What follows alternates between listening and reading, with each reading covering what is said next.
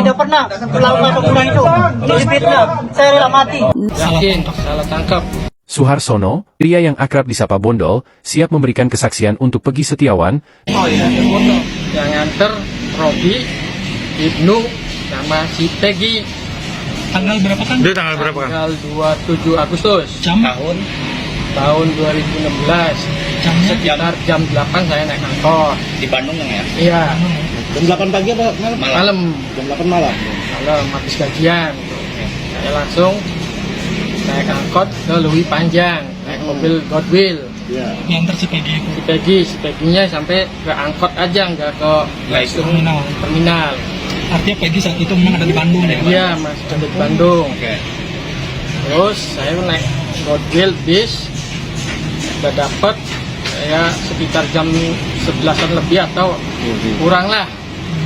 Sampai ke Cirebon di kilometer 202 turun saya. Di kolong jembatan. Iya, kolong jembatan. Belum jembatan Kalun berarti. Turun. KKP itu. Iya. Terus saya jalan kaki. Naik ke atas. Enggak, jalan kaki dulu di bawah. Di bawah lihat ada polisi atau orang yang naik lihat. Waktu itu adalah kejadian kecelakaan. Info awal ya. Info awalnya. Usut-usut berapa itu ada kerasukan itu si temennya Pina. Berapa hari kemudian? Beberapa hari setelahnya? Ya lupa tuh. Langsung si Peggy pelakunya aja. Rumah Peggy itu digerebek sama polisi itu malam. Saya nggak tahu jamnya apa. Itu saya main ke rumahnya, bener enggak? Saya main ada ibu Kartininya, ibu Peggy-nya. Nah, bodol. Peggy, Peggy kan masih di Bandung, nggak pulang. Tanggal 27 itu saya pulang tuh, cuma nganter ke angkot, ke angkot aja, ke Posisi di terminal. Bandung ya? Posisi Bandung, udah pulang dia nggak ke Gedeng lagi. Itu Karena secara logika nggak mungkin dia nyusul nggak mungkin. dalam waktu jam segitu ya? Iya, langsung membunuh orang juga tuh. Nggak mungkin. Nggak Nggak mungkin ya? mungkin. Pertama kan info awal kan kecelakaan, beberapa hari kemudian dinyatakan itu pembunuhan. Pembunuhan. Dan akhirnya Peggy yang jadi salah satu tertuduh ya. Iya. Tersangka. Akan sendiri dengan adanya Peggy tertangkap ini kan siap memberikan saksi? Insya Allah. Siap memberikan saksi. Yakin ya itu bukan Peggy pembunuh ya, Kang? Yakin, salah tangkap. Yakin salah. Assalamualaikum warahmatullahi wabarakatuh. Salam salve. Om Swastiastu, Namo Buddhaya, salam kebajikan. Teman-teman, jumpa lagi bersama saya di Freddy Kako Channel. Sebelum saya melanjutkan topik pembahasan saya kali ini, jangan lupa untuk subscribe channel ini dan nyalakan tombol loncengnya agar teman-teman tidak ketinggalan informasi terbaru dari channel YouTube Freddy Kako. Oke, kita lanjut. Terkait dengan video tadi, sebuah kesaksian dari temannya Peggy ya. Peggy yang kita ketahui baru-baru ini dia ditangkap karena diduga merupakan salah satu pelaku terkait dengan kasus Vina Cirebon. Ya, kalau kita melihat raut wajah, mimik dari seorang bapak ini yang merupakan teman kerjanya Peggy ya, penjelasan beliau sungguh bisa kita pegang ya. Omongannya bisa kita pegang karena nampak tidak ada sama sekali kebohongan di situ. Bagaimana mungkin seorang Peggy yang sudah ditangkap, yang merupakan seorang kuli bangunan, di saat peristiwa itu terjadi, dia sedang berada di Bandung. Sementara peristiwa itu terjadi di Cirebon. Dan itu bahkan ditunjukkan dengan bukti-bukti di media sosial itu. Si Peggy Setiawan ini teman-teman, dia tidak pernah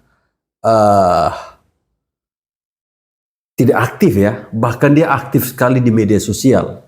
Ini Peggy yang ditangkap sekarang ini. Jadi ada kemungkinan kepolisian itu salah menangkap pelaku. Dan anehnya lagi, pelaku yang awalnya dari pihak kepolisian nyatakan bahwa DPO-nya itu ada 3 orang. Tiba-tiba saja mereka menghilangkan atau mengeluarkan 2 nama DPO itu, sehingga DPO-nya itu sisa satu, yaitu Peggy yang sudah tertangkap, yang diduga menurut kepolisian bahwa itu diduga sebagai tersangka. Ya, baru diduga saja mereka bisa melakukan sebuah penangkapan. Seharusnya sudah tersangka ya, baru bisa melakukan penangkapan. Atau mungkin teman-teman lebih paham lah. Memang kasus ini saya yakin pasti ada sesuatu di belakangnya. Pasti salah satu dari pelakunya ini mungkin anak dari pejabat. Tenang saja, kasusnya Ferdy Sambo yang merupakan bos besar saja, netizen bisa kuliti bahkan Sambo sampai masuk. Masa ini hanya si Vina Cirebon saja netizen tidak kompak? Ayo netizen, rame-rame kita kawal kasus ini agar segera terungkap siapa pelaku itu sebenarnya. Keterangan kepolisian bahwa DPO yang dikeluarkan itu akibat dari kesaksian yang diberikan oleh para saksi itu berbeda-beda. Dari sini saya bisa berpendapat bahwa saksi atau pelaku yang ditangkap itu bukan pelaku yang sebenarnya. Sehingga mereka bisa mendapatkan informasi yang salah. Kalau seandainya pelaku atau tersangka itu adalah orang yang benar-benar melakukan tindakan itu, pasti mereka akan memberikan keterangan yang benar. Halo, selamat siang, Mbak. Wah, kabur semua nih. Saya mau nanya, Ibu tinggal di daerah sini? Ibu namanya siapa, maaf? Melan. Ibu Melan. Ibu tinggal di daerah sini? Bukan sih, sebelah, kampung sebelah. Ibu ini kenal nggak sama sosok Peggy Peron ini? Kenal sih, nggak terlalu, cuman tahu aja. Itu memang yang Ibu tahu, Peggy ini sosoknya seperti apa, Bu? Anaknya baik sih, jarang bergaul atau berkumpul-kumpul sama teman-teman tuh. Soalnya dia tuh kerjanya tuh merantau terus, pulang sekali. Tuh, merantau ya? Paling lama, terus pergi lagi begitu. Jarang kumpul-kumpul sama teman-teman. Terus posisinya waktu kejadian 2016 tuh setahu saya tuh dia tuh udah nggak di sini ya, nggak ada di sini. Oh, berarti saat kejadian 2016 Nyambung ya, itu, pernyataan setahu si Ibu Bapak Peggy tadi. lagi merantau? Iya, lagi merantau di sini. Pas kejadian kasus Wina tuh udah ada adegan ulang juga, dia tuh masih posisi merantau ya, setahu saya. Jadi saat memang Peggy ini orangnya suka merantau dari lama ya, dari saat 2016 justru ya Bu ya? Lebih dari situ, 15-14 sebelum 2016 dia juga udah pergi merantau, jarang tinggal tetap di sini.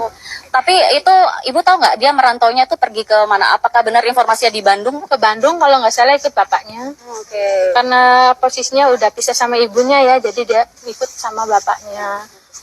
Bu, ini kan disampaikan diduga bahwa Peggy ini adalah ikut geng motor gitu. Ini Mbak sendiri melihatnya apakah sebagai tetangga memang sering Peggy gaul bersama geng motor atau seperti itu? Kayaknya sih nggak mungkin ya, setahu saya sih, soalnya tuh Iyalah.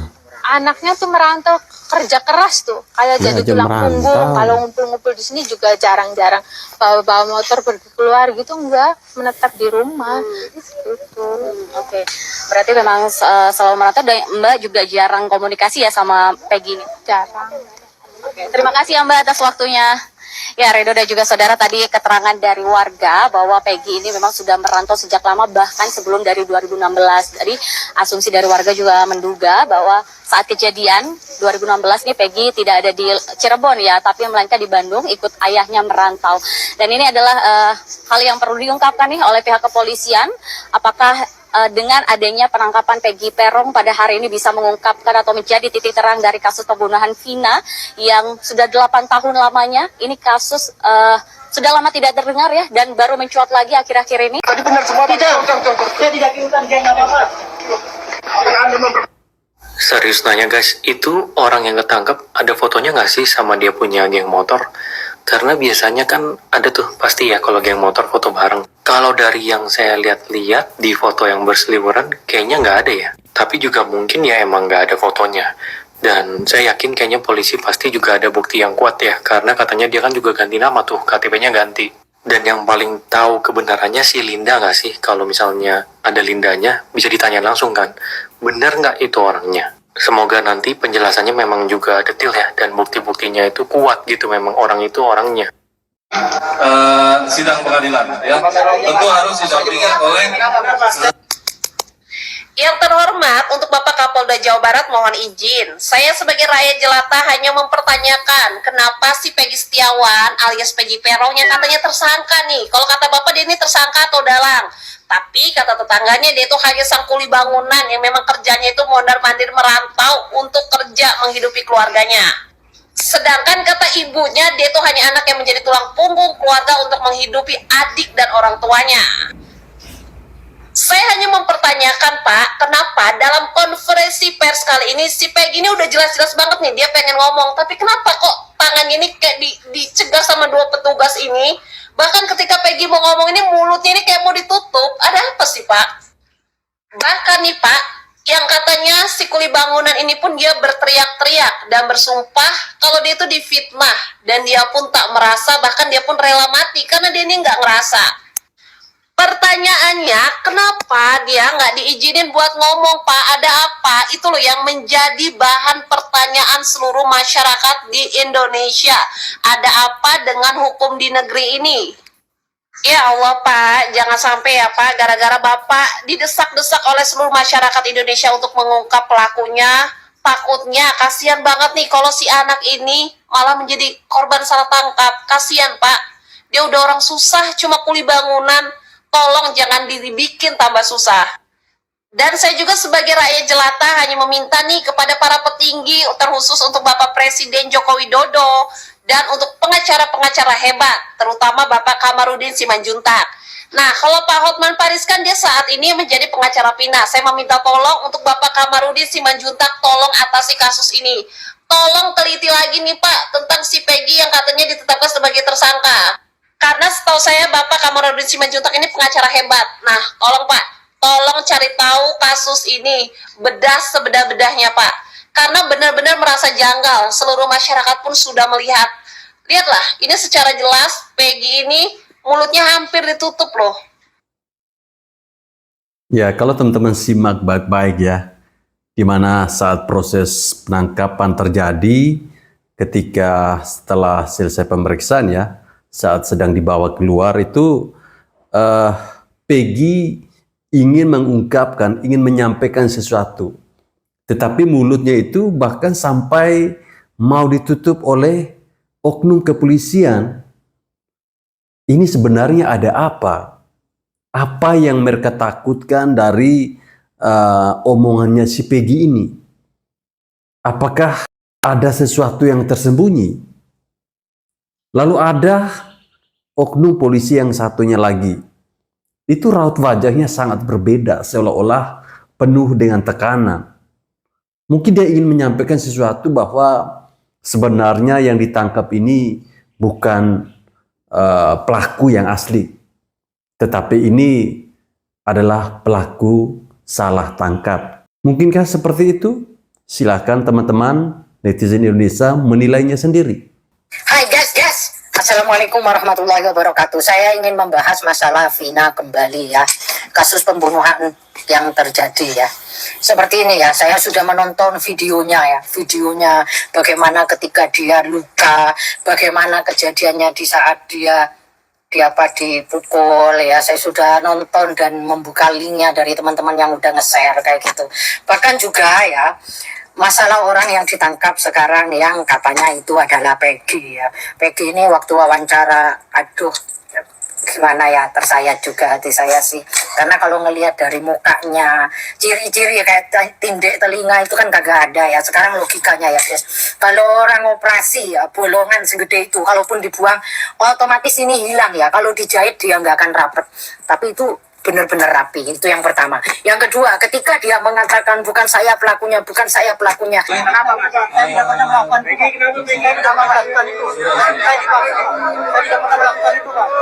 Saya pernah melakukan. Saya bukan pembunuhan. Saya rela mati. Hati itu kayak salah ya, mohon maaf ya, tapi saya apresiasi apa yang dilakukan oleh pihak kepolisian gitu ya. Tapi kok kayaknya keliru ya, kayak salah orang, salah tangkap gitu, karena emang nggak ada itu ya. Selain itu saya ngelihat dari mukanya itu kayak emang bukan dia ketika dia berucap seperti itu, bukan saya kayak gitu ya. Bahkan walaupun pandangan mata dia itu kosong ya, kayak kosong hampa gitu, mungkin karena rasa takut, ngerasa gimana sedih ya, karena apa yang tidak dia lakukan dituduhkan kepada dia, itu udah pasti ya, hal seperti itu dirasakan kayak gitu ya. Jadi pandangannya itu kayak gimana ya, kayak hampa gitulah, kayak aduh gitu loh. Cuman mudah-mudahan jika memang ini adalah sesuatu yang tidak benar alias salah, namanya manusia itu kan banyak hilaf ya, tak luput itu dari kepolisian, dari kejaksaan, kita semuanya pasti ada kesalahan. Seandainya pun ini salah penangkapan, mudah-mudahan pelakunya emang benar-benar ketemu, dan ini benar-benar ambiar. Kenapa kasus ini saya bilang ambiar? Karena menyeret orang-orang penting, guys, orang-orang penting menyeret. Saya nggak perlu menyebutkan namanya satu persatu, pastinya Anda udah saya tahu siapa yang keseret ke bawah namanya. Dan yang lebih menghebohkan lagi, ada seorang pemuda yang dari Cipanas, saya tidak perlu menyebutkan namanya, dari muka itu sama, guys, sama dengan si, mohon maaf, gubernur yang udah diberhentikan kayak gitu, mukanya itu mirip ya. Bahkan netizen menyocokkannya. Saya mengambil itu dari netizen yang selama ini berseliweran ya, konten-kontennya ya. Jadi saya ambil, saya lihat, ternyata emang mirip gitu dengan pelaku utama. Bukan pelaku utama sih, ini mungkin pelaku keberapa kayak gitu. Bahkan di FB muka orang ini ya, di FB foto-foto lama mereka, Monreker itu, ini ada nih orang mukanya ketiplek gitu loh, sama ya. Bahkan jaket yang dia pakai pun jaket Monreker. Entahlah Monreker ini hanya ada di Cirebon atau ada cabangnya di mana-mana, saya nggak tahu juga. Akan tetapi wanita yang mendampingi orang ini mirip-mirip juga masih Linda itu loh, guys. Sanksi nggak sih? Saya sanksi, guys. Sumpah ini kasus memang yang rumit dan ambiar banget. Sekelas kayak gitu tapi bisa, maksudnya kejadian seperti itu yang menewaskan orang biasa tapi mampu menyedot perhatian publik dan menyeret banyak orang. Benar gak sih? Kayak gitu loh. Saya itu selama ini men-scroll, mencari apa kayak gitu.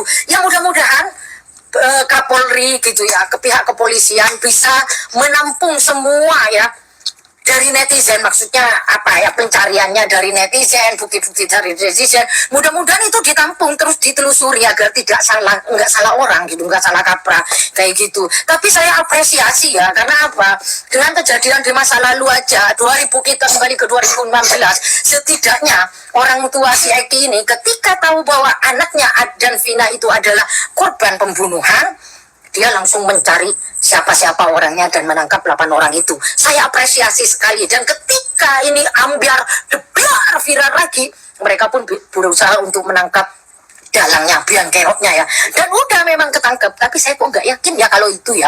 Apakah ada yang sama? Karena memang melihat dari mimik muka, dari ciri-ciri tindikan. Karena yang di FB itu semuanya bertindik loh, guys. Ya memang nggak keseluruhan, maksudnya dalangnya ya itu bertindik. Dan bahkan dari Cipanas ini ada yang mirip. Dan ketika kasus ini viral lagi, akunnya dari 2023 itu nggak aktif lagi, dan namanya pun sama, Peggy gitu. Kalau yang cewek Aulia siapa gitu, tapi itu kok kayak Linda ya. Kalian penasaran nggak sih, guys? Aku penasaran, hingga detik ini saya menunggu titik temunya seperti apa, harus gimana. Mudah-mudahan orang yang salah benar ketangkep, yang nggak salah mudah-mudahan dibebaskan. Karena kasihan Lorek, kalau nggak salah kena tangkep, kebayang nggak sih seandainya dijeruji 8 tahun kurungan. Aduh, gimana keluarganya, gimana dia, kan kayak gitu ya. Kita kembalikan pada diri kita sendiri aja. Ya mudah-mudahan seperti yang saya ucap, Bapak Kapolri, pemerintah, Bang Hotman terutama yang membela Vina dan yang mengawal kasus Vina ini ya, membela ya. Mudah-mudahan apa yang diberikan netizen, bukti-bukti itu satu persatu ditampung, dicocokkan gitu loh. Dicocokkan kayak foto-foto dari FB, dicocokkan dengan yang terbaru nih, ini orangnya kayak gitu kan. Dan setelah ketemu sama itu cocokkan sama yang lain kayak gitu. Bahkan data-data netizen itu akurat banget sebenarnya. Saya coba mengkaitkan satu persatu itu nyambung, guys, nyambung. Mudah-mudahan tanpa mengurangi rasa hormat saya kepada Bapak Kepolisian, yang benar-benar salah segera ketangkap. Itu harapan saya. Yang tidak bersalah dibebaskan, seperti itu ya. Ya Allah, bukalah keadilan ini dengan gamblang. Terlepas itu dalangnya siapa, mau bagaimana, mau dia artis kek, seandainya mau dia presiden kah, mau menteri kah, mau kapolri kah, mau siapapun. Intinya kita sama kan, yang membedakan itu hanya jabatan. Kalau salah ya harus dihukum salah, yang benar ya harus dibenarkan walaupun itu orang nggak punya. Oke, good luck untuk Kapolri, maju terus. Assalamualaikum warahmatullahi wabarakatuh. Waalaikumsalam. Ya, yang benar harus dilepas, yang salah itu harus ditangkap. Sebuah pernyataan tentunya ini pembelajaran ya buat Kapolri bahwa jangan sampai kasus Vina Cirebon ini membuat rasa kepercayaan masyarakat terhadap kepolisian itu menurun. Kasus ini benar-benar bikin heboh seluruh rakyat Indonesia. Kasus yang sudah terjadi 8 tahun silam baru viral tahun 2024. Ya beginilah negeri kita, viral dulu, baru mereka ini gercep melakukan penangkapan-penangkapan. Walaupun penangkapan ini masih kita duga adalah salah penangkapan. Tidak, saya tidak diutus gennya apa-apa. Sumpah ini kasus paling aneh. Kenapa gue bilang aneh? Kalau si Peggy atau Peron ini terbukti bersalah, kenapa dilakukan penangkapannya nggak pas di tahun 2016 lalu? Sedangkan dari berita yang beredar katanya tahun 2016 itu pernah dilakukan pemeriksaan atau penggeledahan ke rumahnya si Peggy atau Peron ini. Dan pihak kepolisian berhasil dapat satu barang bukti, yaitu berupa motor. Tapi setelah itu kenapa adem-adem aja? Kenapa nggak ada tindak lanjut apa-apa? Kenapa nggak dilakukan penangkapan saat itu kalau emang dia terbukti bersalah? Setelah 8 tahun baru dilakukan penggeledahan lagi. Dan nggak perlu waktu 8 tahun. Cuma berapa jam doang kemarin kan buktinya udah dapat tuh bukti-bukti yang kuat. Kenapa perlu waktu 8 tahun? Apa emang sesusah itu, sesulit itu buat nyari bukti-buktinya? Kemarin kan beberapa jam juga udah dapet barang buktinya. Aduh, gue di sini bukan mau ngebelain si Peggy atau Peron ya. Kalau emang dia terbukti bersalah ya udah hukum dengan hukuman yang setimpal. Tapi kalau misalnya emang gak bersalah, udah bebasin aja, nggak perlu nyari-nyari kesalahan yang emang bikin masyarakat tuh bingung jadinya. Ini tuh dia tuh emang bersalah apa emang cuma buat pengalihan aja gitu. Kasus ini tuh sebenarnya bisa jadi kesempatan buat pihak berwenang, buat pihak berwajib tuh buat nunjukin kalau memang hukum di Indonesia itu adil gitu. Jadi kami masyarakat tuh bisa menilai bahwa hukum di Indonesia itu tidak tumpul ke atas dan tajam ke bawah. Buktiin gitu. Karena emang kasus ini tuh viral banget. Jadi kami sebagai masyarakat bisa menilai hukum Indonesia itu seperti apa. Ayo tunjukin keadilan tuh di mana gitu. Ayo tunjukin bahwa keadilan itu di mana, ya. Jangan sampai ada kesan bahwa hukum itu tajam ke bawah, tumpul ke atas.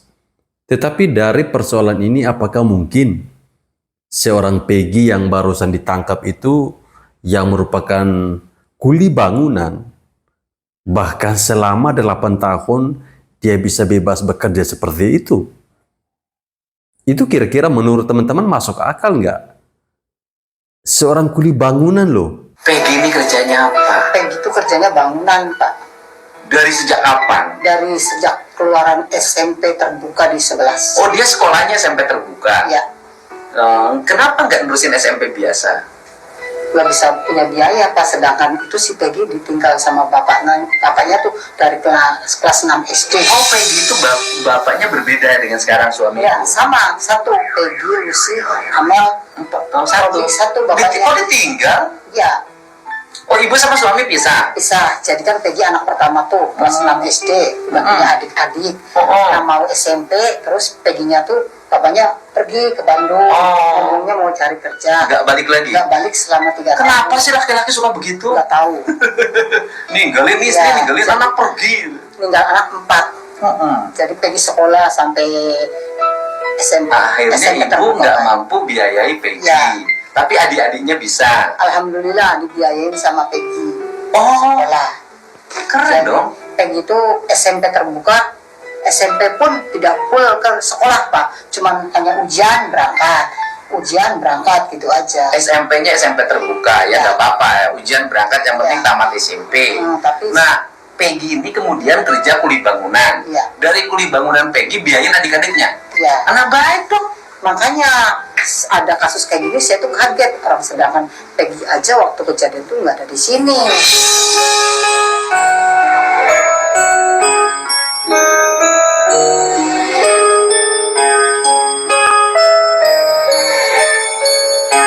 Waktu kejadian saja Peggy tidak ada di sini. Lagi kerja di Itu Bandung. ungkapan hati dari seorang ibunya Nah, Peggy. dulu Peggy kan tinggal bareng sama ibu. Ya, Bareng sama ibu Peggy. ya, Setiap hari bareng sama ibu. ya setiap hari bareng Tiap hari ya. Iya. Tiap hari ketemu di rumah. ketemu. Perilakunya baik. Alhamdulillah baik, dia anaknya nurut, sholatnya nggak ketinggalan. Suka balapan motor enggak? Enggak, Punya motor. punya motor sih cuman buat kendaraan kerja. Masuk geng. Enggak, Geng motor rombongan. Oh, geng ini, geng ini, geng ini, geng gong. enggak, Enggak. enggak. Terus jadi kuli bangunan di mana kerja kuli bangunannya? Ya waktu selepas SMA dia bapaknya punya proyek di Bandung, dibawa dia ke Bandung. Nah terus nggak lama, udah lama dia kalau kerjaan selesai dia pulang. Kalau dia udah apa sih namanya selesai pulang, kalau sudah pulang terus dia berangkat lagi gitu aja. Nah kemudian nih kan peristiwanya itu terjadi 27 Agustus ya. Pada waktu itu 27 Agustus tuh Peggy di mana? Peggy pada waktu itu ada di Bandung lagi kerja sama bapak. Peggy waktu itu ada di Bandung, guys. Bener nih Bu. Bener Pak, demi Allah saya tidak berbohong. Nanti yang jadi saksi misalnya yang menyatakan tanggal 27 Agustus Peggy ada di Bandung. Bapaknya bisa bersaksi itu. Bapaknya ada, adik saya ada, adiknya Peggy ada, keponakan saya ada, tetangga pun orang Kapling ada. Orang Kapling di mana? Itu di sebelah. Oh, di sini? Ya. Kan rumahnya di sana Peggy. Peggy rumahnya sini juga. Enggak, maksudnya tuh kerjanya tadinya bareng di Bandungnya waktu kejadian itu. Jadi Peggy ini tanggal 27, 28, 29, 30 masih di Bandung. Ya. Sebelumnya sebulan itu di Bandung. Sebelum ada kejadian juga Peggy itu udah ada di Bandung selama 3 bulan, belum pulang. Nggak pulang-pulang? Ya, selama 3 bulan itu. Untuk memastikan bahwa Peggy ada di Bandung nggak pulang-pulang, saksinya banyak. Banyak. Banyak. Banyak. Siapa aja? Sok sebutin. Ada suami saya. Suami. Ada adik saya. Adik. Ada adiknya Peggy yang nggak sekolah itu. Terus ada keponakan. Ada siapa namanya tuh adiknya Peggy? Robi. Ada Robi. Ya. Terus ada keponakan. Keponakan. Ya. Terus ada yang di Kapling juga. Berani diambil di atas sumpah Quran bisa? Berani. Berani. Harus berani. Kalau merasa benar, tidak boleh takut ya. Ayo netizen, kita harus dukung. Share video ini ya.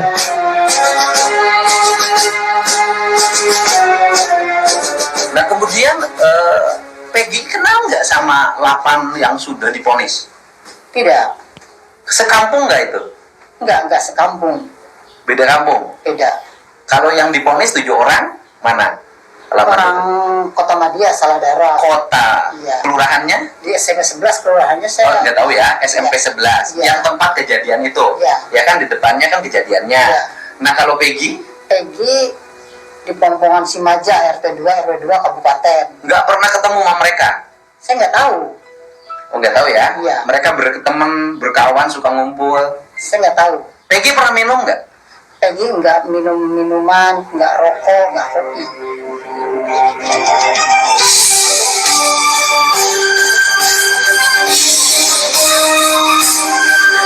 Masa seorang ibu berbohong? Nggak mungkin kan?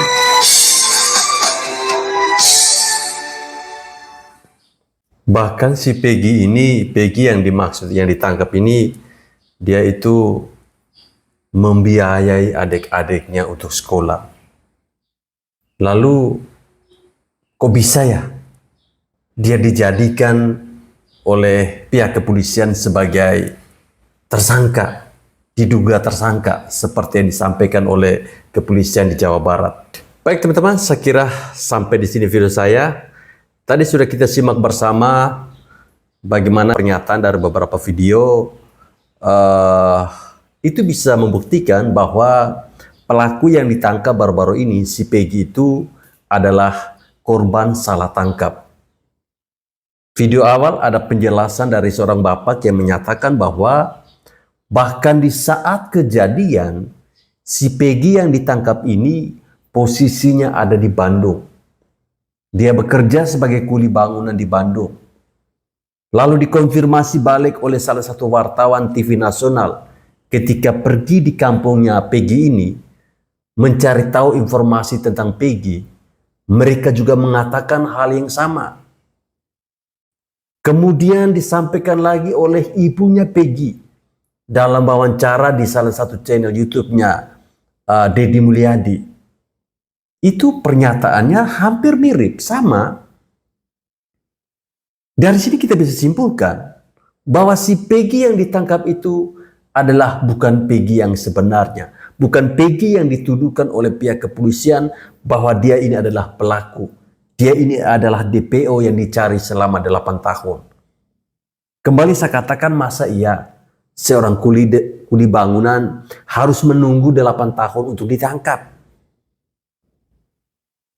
Baik teman-teman, saya kira sampai di sini video saya. Terima kasih. Kita doakan semoga saja kasus ini segera selesai dan polisi bisa mengungkapkan siapa pelaku sebenarnya. Dan yang lebih lucu lagi, salah satu korbannya adalah si Eki ya. Itu bapaknya adalah seorang anggota kepolisian. Ini yang menjadi pertanyaan buat kita semua. Seharusnya bapaknya Eki ini dia juga ikut bergerak bersama-sama mencari tahu kebenaran terkait dengan kasus Vina Cirebon ini.